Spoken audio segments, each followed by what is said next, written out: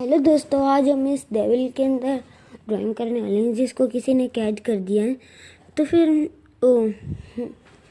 मैं अब की बार इसको लेफ्ट से यानी इसके मुंह से शुरू करने वाला हूँ। तो फिर लेट्स स्टार्ट इट।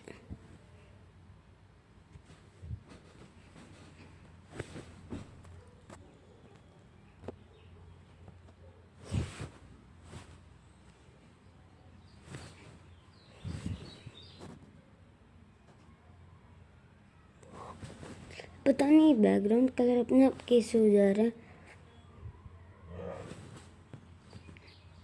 और प्लीज़ गाइस कॉपीराइट मत देना, तो क्योंकि यहाँ पे ये डॉग्स ही इसे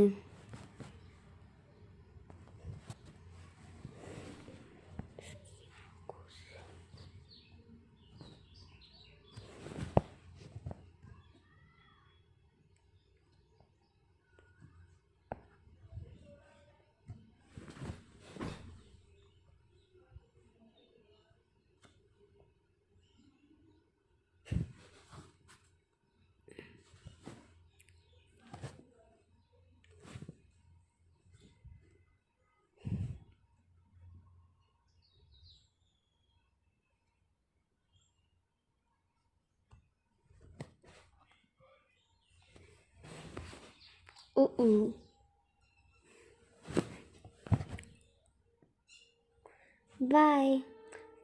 लेकिन ये मुझे पता है ये जो पीस का कलर रह गया।